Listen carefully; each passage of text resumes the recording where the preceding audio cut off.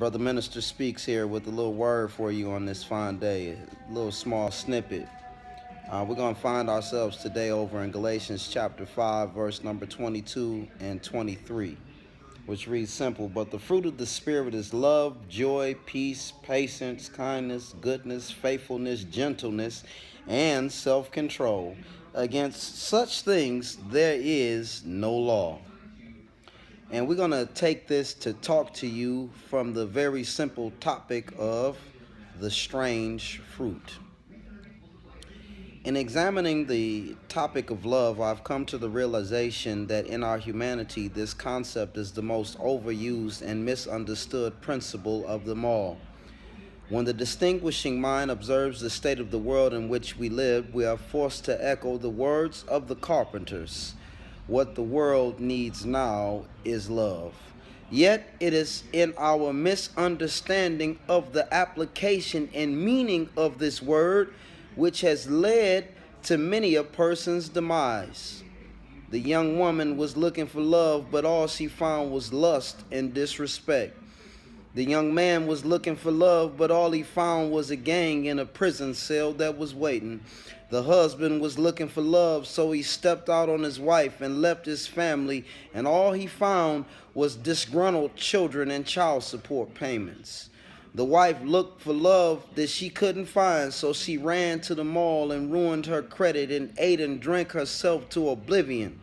And all she finds now is loneliness, diabetes, and high blood pressure.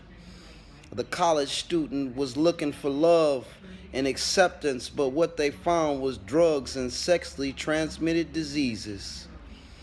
What the world needs now is a whole lot of love. But what the world is really looking for is Jesus. They just don't know it. We think that cars will fulfill us. We think that career and position will fulfill us. We think that status and promiscuity and money will fulfill us. But all of these things and the chase after them will leave us worn out, disillusioned, and disenfranchised. Because the truth is, the enemy can use these things and the chase after these things to get us away from the character that God wills for us and the things that God wills for us to truly have, and the people that God has dreamed for us to truly transform into and become. In reality, we think we need these very things, but in reality, we're running from what we really truly do need: God. There's no greater evidence that God is present in your life than that you are a loving person. There's no greater witness to this world that God is real than a personality that is based in love. For Jesus himself said, "One last commandment that I leave you, that you love one another, for by this the world will know that you are my disciple." And I've come to understand that we will never truly understand love until we understand Jesus. We will never in our humanity be able to truly express love until we get in touch with the author of love and the Father of existence. It is vitally important that we understand and express love, for John says, "He that loves not knows not God, for God is love." Many of our ideas of love are based on a selfish concept because we are selfish. But the love that God commands us to have is self-sacrificing, meaning that there are some ideas and understandings that we must shed if we are to reflect God's essence and presence in our person. Our love is a reflection of our relationship with God, and many of us look for signs and wonders to show that God is with us. Many of us look for grandiose displays of the Spirit as evidence, but I need the Spirit to be with me when you getting on my last nerve. I need the Spirit to be with me when they acting crazy and talking even crazier at the job. I need the Spirit when the world hits me below the belt. God must be made real despite of what the world gives me.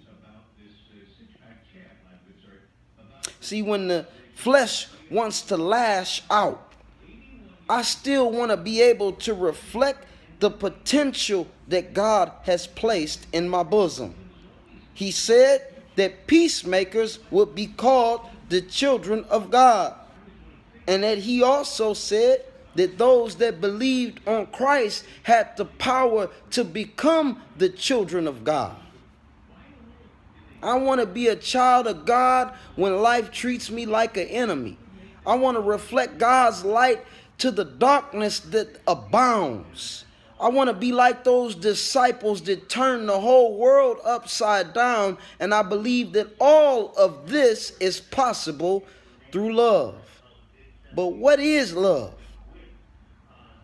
When we look at the Koine Greek, the language which Paul used to pen this letter to the Galatians, we know that there are many words that are translated to mean love.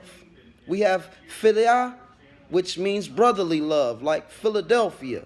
We have eros, or sensual, sexual love, like erotic. We have thelema, or desirous love. We have storge, or affectionate love. But the love that the Bible is talking about is agape, or the unconditional love. And this is the love that God means when he says that he so loved the world that he gave his only begotten son. And I'm glad that God does not love like we do. I'm glad that God does not turn off the faucet of love when we go astray like we do one another. Some of us claim to be saved, but we seem to have absolutely no love for people. It's like we're rage-filled and cranktified and not spirit-filled and sanctified. We have the gifts of the Spirit, but we put no emphasis on the fruit of the Spirit. So that's just a little snippet for you guys on this fine day. And regardless of what's going on or what life gives you or how you feel today, just know that God's Holy Spirit is on the inside of you, moving you and helping you to be everything that God dreams for you to be. But understand that you won't get to those things unless you can reflect God's unconditional, uncompromising, indestructible love. Be blessed. Brother Minister speaks.